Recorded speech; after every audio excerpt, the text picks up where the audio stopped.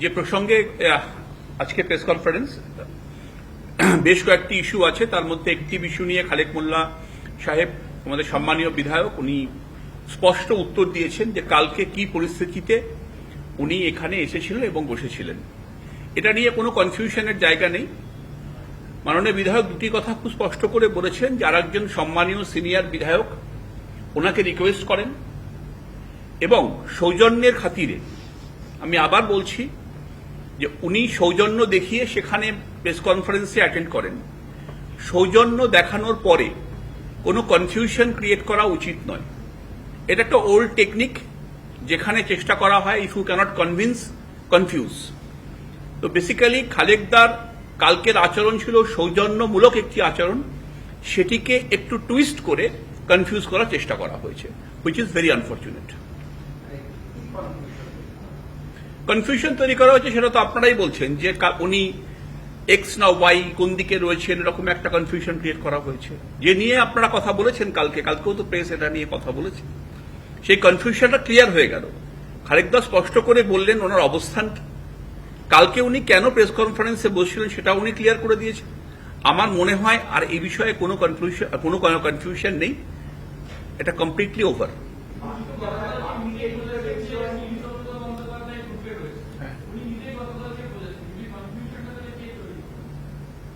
কনফিউশনটা একটি section of media, আমি আপনার কথা বলছি না, তারা এটি বলার চেষ্টা করেছিল যেহেতু মাননীয় বিধায়ক খালেক মোল্লা সাহেব, চেয়ারম্যান অরূপ রায়, বিপ্লব মিত্র সাহেব স্টেট প্রেসিডেন্ট এবং ঋতব্রত বন্দ্যোপাধ্যায় এলওপি তাদের নেতৃত্বে কাজ করছেন, এবং সেখানে উনি যখন এখানে এসে বসেন প্রেস কনফারেন্সে, তখন একটা এরকম বার্তা কোনো মিডিয়ার পক্ষ থেকে এয়ার করার চেষ্টা হয়েছিল যে তাহলে বোধহয় খালেক মোল্লা ঋতব্রত পন্থীদের পোস্ট থেকে দূরে সরে গেলেন, এরকম একটা বক্তব্য রাখার চেষ্টা করা হয়েছিল, যেটা আমাদের মনে হয়েছিল যে এই এয়ারটাকে খুব ক্লিয়ার করে দেওয়া দরকার। আমরা প্রথমেই বলছি যে এটা সম্পূর্ণভাবে ওনার একটা সৌজন্যমূলক আচরণ এবং সেটাকেই কেউ মিসরিপ্রেজেন্ট করার বা কনফিউজ করার চেষ্টা করেছে। এটা আমি বলতে পারবো।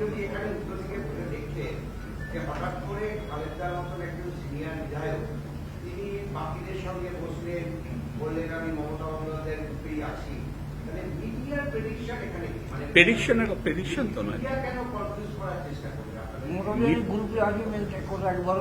মিডিয়া কনফিউজ করেনি। আমি বলছিলাম মমতাজের উপরে আক্রমণ হয়েছে, সেই ব্যাপারে উজ্জ্বল বাবু আমি মিডিয়া কনফিউজ করেছেই বলছি না। যেখানে বসেছিলেন তাদের মধ্যে কেউ এই এয়ারটা দেওয়ার চেষ্টা করেছেন, এবং দেখুন সবকিছু তো স্পোকেন হয় না, কিছু কিছু আমরা বুঝতে পারি যে আন্ডারলাইং স্টেটমেন্টটা কি। আন্ডারলাইং স্টেটমেন্ট এটাই ছিল, যার জন্য কালকে খালেকদার বসাটা নিয়ে এতটা বেশি কভারেজ হয়েছে, এবং তারপরেও খালেকদা একটা ক্লারিফিকেশন দিয়েছিলেন, সেটা কিন্তু চালানো হয়নি। সেটা নেসেসারি আজকের দিনে যেটা ক্লিয়ার করে দেওয়া, দ্যাটস অল। সে বিষয়ে আমাদের এলওপি স্পষ্ট করে বলেছেন যে সে বিষয়ে আমরা কোনো কমেন্ট করব না, বাট অ্যাজ ফার অ্যাজ বিধায়ক খালেক মোল্লা ইজ কনসার্ন, সম্মানীয় বিধায়ক, তার বিষয়ে আমাদের গতকালও বক্তব্য স্পষ্ট ছিল, আজও স্পষ্ট আছে, সেটা আপনারা শুনতেই পেয়েছেন। কার সম্পর্কে আপনারা কি লিখবেন সেটা সম্পূর্ণ আপনাদের স্বাধীনতা। আমরা অ্যাট দিস মোমেন্ট খালেক মোল্লা সাহেবকে নিয়েই কথা বলছি। প্লিজ।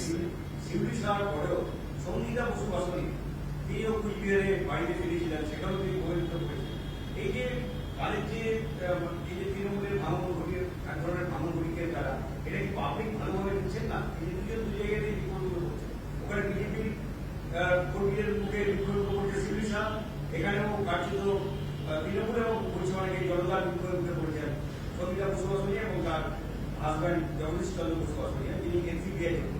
এটা কি মানুষ ভালোভাবে নিচ্ছে না? জগদীশ চন্দ্র বাসুনিয়া উনি একজন মাননীয় সাংসদ, উনি আমাদের দলের এই মুহূর্তে অংশ নয়, ফলে তার বিষয়ে আমি কোনো মন্তব্য করব না। সঙ্গীতাদি মাননীয় বিধায়িকা, তিনি অবশ্যই আমাদের ইন্টিগ্রাল পার্ট।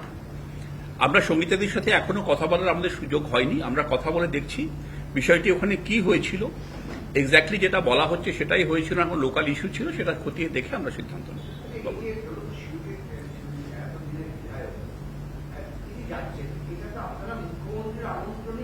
কর্মসূচিতে যাচ্ছে মুখ্যমন্ত্রী বলেছেন সব দলকে সেখানে করতে থাকবে, কিন্তু যাওয়ার পর যদি এই ধরনের মানে প্রতিরোধের মুখে পড়তে হয়, সমানের মুখে পড়তে হয়, আপনারা কি মুখ্যমন্ত্রীকে বলবেন যে দায়িত্ব মুখ্যমন্ত্রীকে দিতে হবে?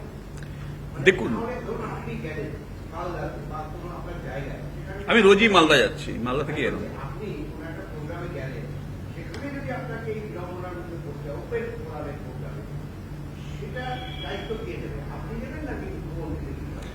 এখানে দায়িত্ব নেওয়ার কোনো বিষয় নেই। বিষয়টা হচ্ছে যে একজন এমএলএ তিনি একটি প্রোগ্রাম অ্যাটেন্ড করতে গিয়েছিলেন। যতটুকু মিডিয়াতে আমরা দেখেছি, একটা সেকশন অফ দ্য ক্রাউড, সবাই নয়, একটা সেকশন অফ দ্য ক্রাউড, তাদের মধ্যে কিছু গ্রিভেন্স ছিল, থাকতেই পারে। সেই সেকশনটাই সবার হয়ে কথা বলে না। বিধায়িকা সেখানে গিয়েছিলেন, তিনি তার সৌজন্য দেখিয়েছেন ডেমোক্রেসির। যখন দেখেছেন যে কয়েকজন মানুষ তারা শাউটিং করছেন, তিনি সেখানে ফার্দার জিনিসটাকে ড্র্যাগ অন করেনি, কারণ প্রোগ্রামটা অনেক বেশি ইম্পর্টেন্ট এবং গাম্ভীর্যপূর্ণ ছিল, এর বেশি কিছু নেই। সুপ্রিম কোর্টে আজকে অ্যাকাউন্ট ফেস নিয়ে মামলা দিয়েছিল, সেই মামলাকে বেঞ্চ লেভেল না করে হাইকোর্টে পাঠিয়ে দেওয়া হয়েছে। হাইকোর্টের রায় আমাদের বক্তব্য একটাই যে এখানে দুটো জিনিস খুব পরিষ্কার।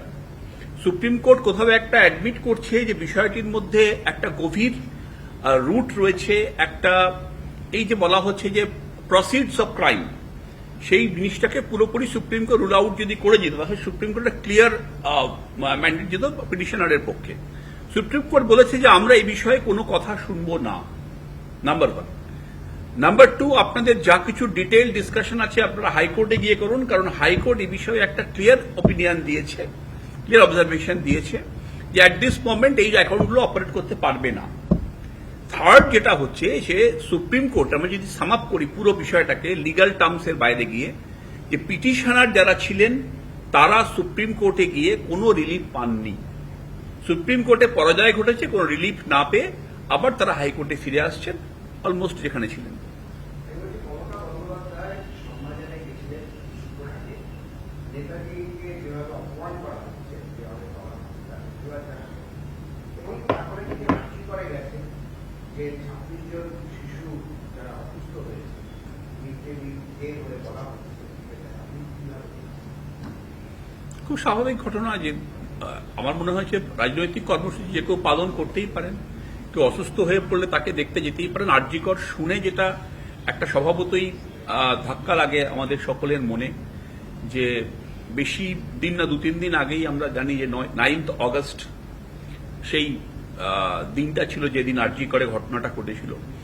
আরজিকর সবসময় কোনো একটা জায়গাতে একটা কিছু স্মৃতি যেটাকে মানুষ হন্ট করে পুরো বাংলাকে, এক খুব দুঃখজনক একটা ঘটনার জায়গা। আজকে আরজিকরে অন্য একটা কারণে উনি গিয়েছিলেন, যেতেই পারেন, তাতে কোনো অসুবিধা নেই।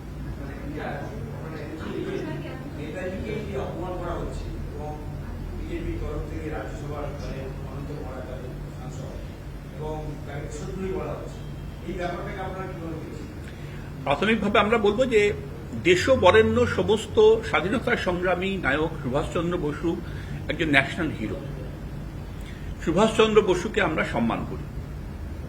নাম্বার 2 হচ্ছে যে অন্য দলের যদি কোনো সাংসদ কোনো কিছু বলেন যেটা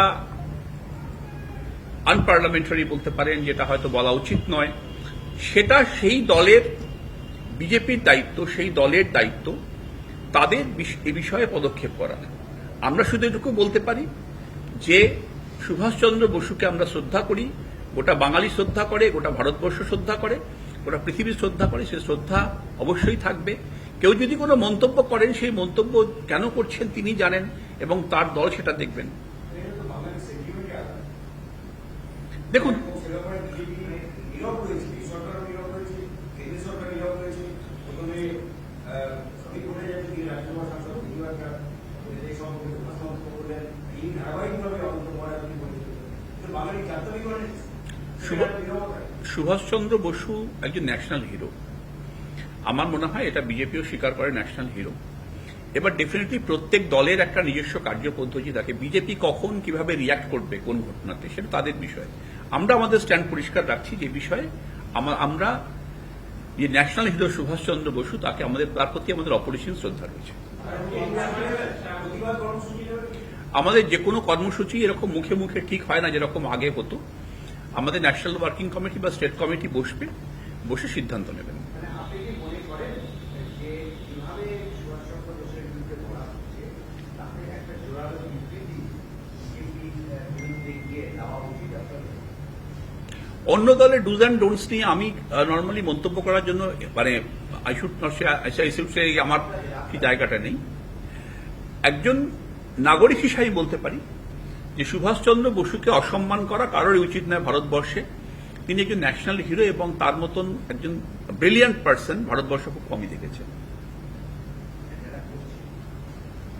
যারা করছে কি আমি তো বললাম যে কারোর ওনাকে অসম্মান করা উচিত নয়।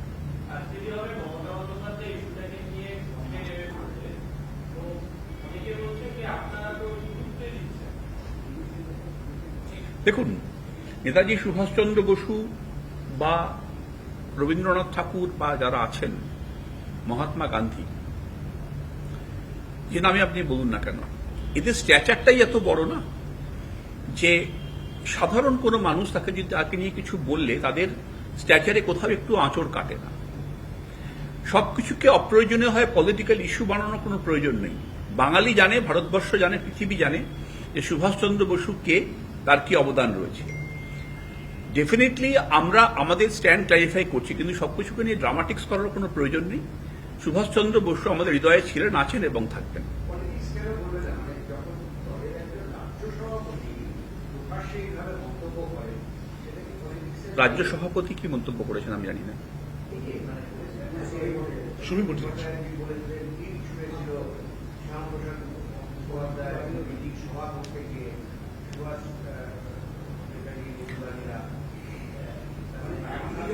বিজেপির পক্ষ থেকে শ্যামাপ্রসাদ মুখোপাধ্যায়কে তুলে ধরা হচ্ছে। তিনি স্বাধীনতা আন্দোলনের নেতাজির বিরোধিতা করছিলেন। উল্টো দিকে নেতাজিকে অসম্মান করা হচ্ছে স্বাধীনতা দিবসের প্রাক্কালে। তো অনেকে বলছেন যে মহারাষ্ট্রে শিবাজির বিরুদ্ধে কথা বলে কেউ পাঠ পেত না, নেতাজির বিরুদ্ধে বলে এখানে পাঠ পেয়ে যাচ্ছে না। বিষয়টা ভাবনা চিন্তা না ভেবে কথা বলার বিরোধিতার দিকটা শেষ হয়ে গেছে।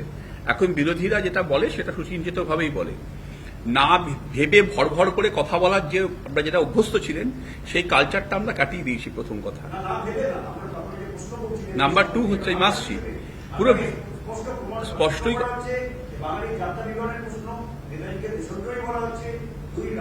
রাজ্যসভার সাংসদ সেটা বলছেন, সরকার অদ্ভুতভাবে নীরব, অন্যদিকে আরেকজনকে হিরো হিসেবে বাড়ানো হচ্ছে, আরেকজন হিরো না তাকে দেশদ্রোহী করা হচ্ছে।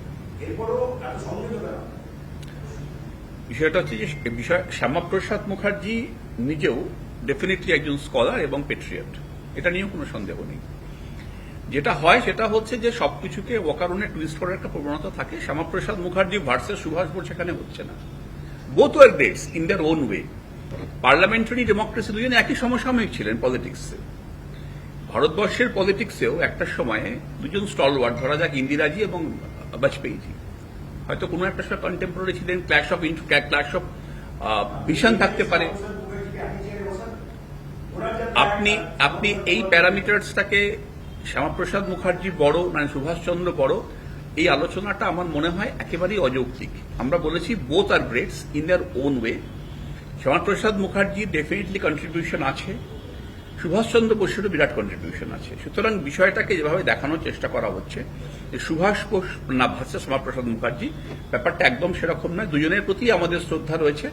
আমরা চাই না যে কোনো স্বাধীনতা সংগ্রামী, কোনো মনীষী সম্পর্কে কেউ কোনো মন্তব্য করুক যেটা তাদের সাথে যায় না বা যেটা অসম্মানজনক। আমাদের স্ট্যান্ড ক্লিয়ার, আমরা প্রত্যেকের প্রতি শ্রদ্ধাশীল।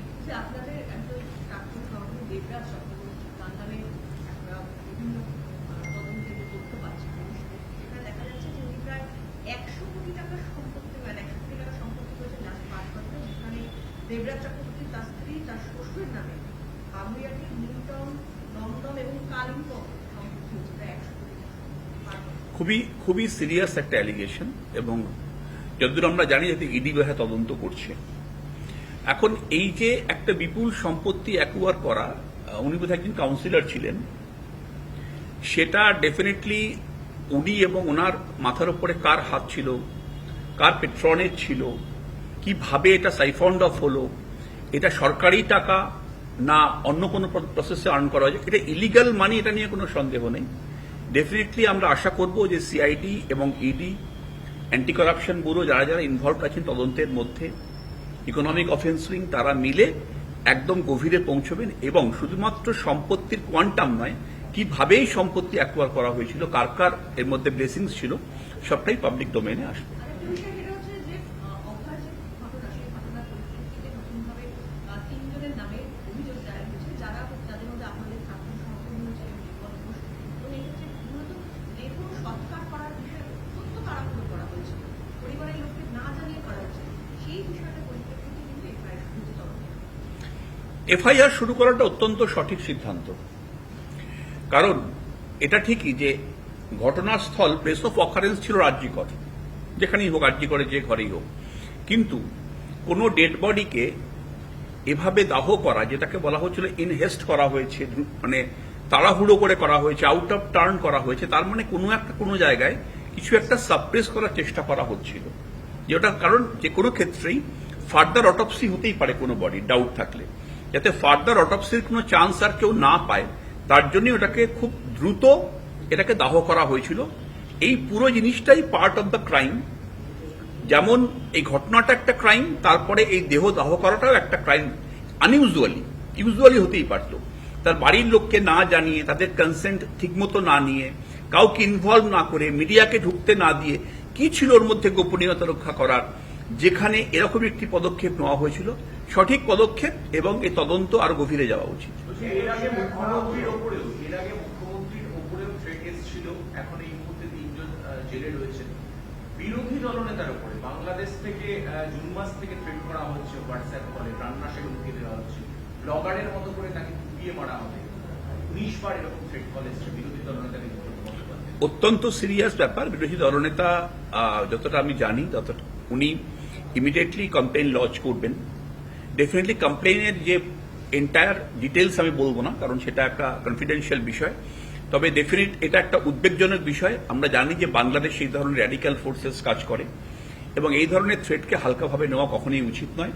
আমরা আশা করব সরকার এ বিষয়ে উপযুক্ত পদক্ষেপ করবে।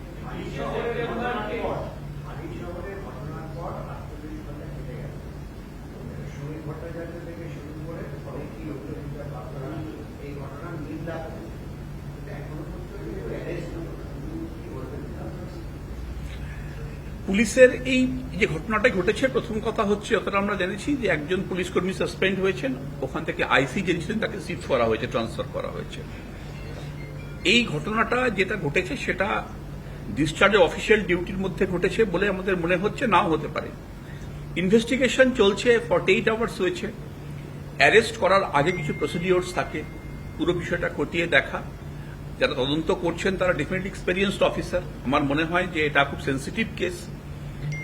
আমাদের আস্থা রাখা উচিত পুলিশের ওপরে, যে তারা কি পদক্ষেপ গ্রহণ করে। যদি দেখা যায় যে একটা কনসিডারেবল পিরিয়ডের পরেও জাস্টিস হচ্ছে না, তখন এটা ডেফিনেটলি আমরা বলবো।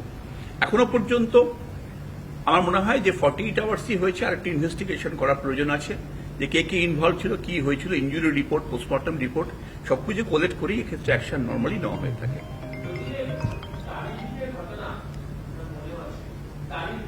হ্যাঁ,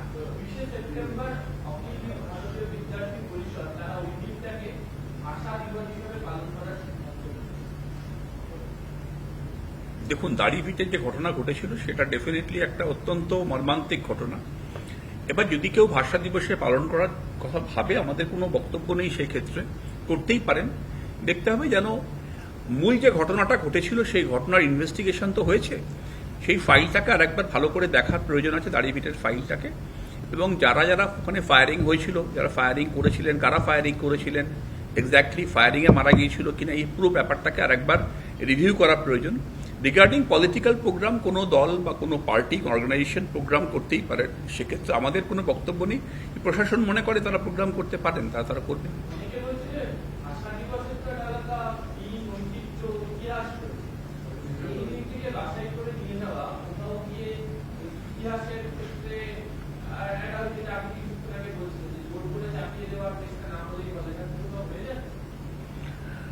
ডিফিকাল্ট টু সে। ভাষা দিবস 21শে ফেব্রুয়ারি ঘটনাটা এখানে ঘটেনি, সেটাও ঘটেছিল ঢাকাতে। বাংলা ভাষার সমর্থনে বা বাংলা ভাষার যে আমাদের ঐক্য, তার ভিত্তিতে আমরা এটাকে পালন করি। তারপর বারাক ভ্যালিতেও ঘটেছে। এখন যদি কোনো অর্গানাইজেশন মনে করেন যেখানে ভাষা একটি মূল ইস্যু ছিল, আর তারা যদি কোনো দিবস পালন করতে চান, যদি সরকার তাতে আপত্তি না করে, সেখানে অ্যাজ এ পলিটিক্যাল পার্টি আমাদের কোনো আপত্তির কারণ নেই, করলে করবেন। রেখা পাত্র বিজেপি বিধায়ক, তিনি একটি বাড়ি জবরদখল করে রেখেছেন। বিশ্বমানন্দ মহারাজ এই মুখ্যমন্ত্রী দরবারে গিয়ে অভিযোগ করেছেন। এটাকে আপনি কি বলবেন? খুবই সিরিয়াস অ্যালিগেশন, কারণ উনি তো একজন প্রতিবাদী মুখ হিসেবে আমরা ওনাকে জানি, সম্মানীয় বিধায়ক। কিন্তু যিনি অভিযোগ করছেন, আমাদের মনে হয় যে তারও একটা কোথাও ভালো পরিচিতি রয়েছে, বা তিনিও দায়িত্ব নিয়েই কথা বলছেন অন ক্যামেরা। এরকম ঘটনা ঘটা উচিত নয় যে একজন মাননীয় বিধায়ক তিনি যদি তার বিরুদ্ধে এরকম অভিযোগ ওঠার আগেই তার বিষয়টা আলোচনা করা। যদি কোথাও ভুল বোঝাবুঝি হয়ে থাকে সেটা মিটিয়ে নেওয়া উচিত, কিন্তু অভিযোগটা গুরুতর, যে কারোর বাড়ি দখল করে রেখেছেন বা আটকে রেখেছেন, ভাড়া দিচ্ছেন না, এটা ঠিক যায় না। মানে বিধায়কের যে একটা সম্মানজনক পজিশন, তার সাথে যায় না। আমি আশা করবো যে উনি একজন বিচক্ষণ নেত্রী, উনি ব্যাপারটাকে নিশ্চয়ই ডেফিনেটলি হ্যান্ডেল করবেন, এটাই। বলছি, কুণাল ঘোষ বিরোধী দলনেতাকে নিয়ে কার্টুন টাইপের একটি পোস্ট করেছেন, তো রাজনৈতিক মহলে নাম না করে রাজনৈতিক মহলে সেটাকে নিয়ে বিকৃতভাবে করা হয়েছে এরকম বলা হচ্ছে। দেখুন, প্রথম কথা হচ্ছে যে একটা ইনফরমেশন টেকনোলজি অ্যাক্ট বলে একটা অ্যাক্ট আছে। এখন ইনফরমেশন টেকনোলজি অ্যাক্টে পোস্টিং এনিথিং, মানে সেটা যদি কার্টুনও হয়, যদি সেটা কোনো অবসেনিটি থাকে তার মধ্যে, সেটা কিন্তু একটা পানিশেবল অফেন্স, আমি এটুকু বলতে পারি। রাজনীতিতে মত পার্থক্য, মতানৈক্য হতেই পারে কারোর সাথে, কিন্তু সোশ্যাল মিডিয়াতে এই ধরনের পোস্টিং আমার মনে হয় যে খুব একটা অভিপ্রেত নয়। এবং ডেফিনেটলি এটাতে আর একটা জিনিস আমি যেটা বললাম, যে কোনো না কোনো জায়গাতে এটা কিন্তু একটা স্ট্রিক্ট প্যারামিটার থাকা উচিত, যে এই ধরনের অ্যাক্টিভিটিস কিন্তু আইটি অ্যাক্টের পারভিউতে আসে। এবার আমার মনে হয় যে যিনি পোস্ট করেছেন তিনি যথেষ্ট সিনিয়র একজন পলিটিশিয়ান, আর যার সম্পর্কে করেছেন তিনি একজন সম্মানীয়, মানে অ্যাপারেন্টলি যেটা মনে হচ্ছে আপনারা ইন্ডিকেট করছেন, তিনি একটা কনস্টিটিউশনাল চেয়ার হোল্ড করেন। এই ধরনের আচরণ আমরা বলবো যে এটা না হওয়াটাই অভিপ্রেত। তিনি 14 মে পরে অভিষেক বন্দ্যোপাধ্যায়ের বিরুদ্ধে যে সমস্ত অভিযোগ দায়ের করা হয়েছে, সেই সব মামলাগুলোর ক্ষেত্রে অভিষেক বন্দ্যোপাধ্যায়কে হেফাজতে নিয়ে জিজ্ঞাসাবাদের কোনো প্রয়োজন হাইকোর্টের বিচারপতি। হাইকোর্টের মহামান্য বিচারপতি কোনো রায় দিলে তার সমালোচনা করছি না, কিন্তু সেখানে যদি ইনভেস্টিগেটিং এজেন্সি মনে করে যে না প্রয়োজন আছে, তাহলে ইনভেস্টিগেটিং সুপ্রিম কোর্টে এখনো যেতে পারে। সুতরাং এটা ডেফিনেটলি একটা জাজমেন্ট, কিন্তু এটাই লাস্ট নয়। এরপরে যদি এজেন্সি মনে করে যে না যেতে পারে, they can appeal against this order, দেখা যাক। সম্প্রতি মুখ্যমন্ত্রী বলেছিলেন যে 7 লক্ষ ট্রাইব্যুনাল আছে, স্যার ট্রাইব্যুনাল 7 লক্ষ মানুষ সেখানে আবেদন করেছে, কিন্তু এটা 27 লক্ষ, অনেক কোর্টে 27 লক্ষ আবেদন। এটা নিয়ে অনিক চৌধুরী একটি মামলা সুপ্রিম কোর্টে করেছিলেন। সুপ্রিম কোর্টের বিচারপতিরা বলেছেন যে নির্বাচন কমিশনের নির্দেশ দিচ্ছে যে কত লক্ষ মানুষ অ্যাকচুয়ালি আবেদন করেছেন এবং কত লক্ষ নিষ্পত্তি সেটা প্রকাশ্যে জানা। এইটা আমার মনে হয় যতগুলো ইস্যু আমরা ডিসকাস করলাম আজকে, তার মধ্যে সব থেকে ইম্পর্টেন্ট যেখানে মাস ইনভলভ, সেটা হচ্ছে এই ইস্যুটা। সংখ্যাটা যাই হোক, এটা নিয়ে কোনো সন্দেহ নেই, আমাদের কোনো দ্বিধাও নেই যে একটা বড় অংশের মানুষের ভোটাধিকার তারা প্রয়োগ করতে পারেননি। ভোটাধিকারের সঙ্গে অনেক কিছু লিঙ্ক থাকে। ট্রাইব্যুনাল জোকাতে হয়েছে, ট্রাইব্যুনালের কাজকর্মের গতি সত্যি অত্যন্ত শ্লথ।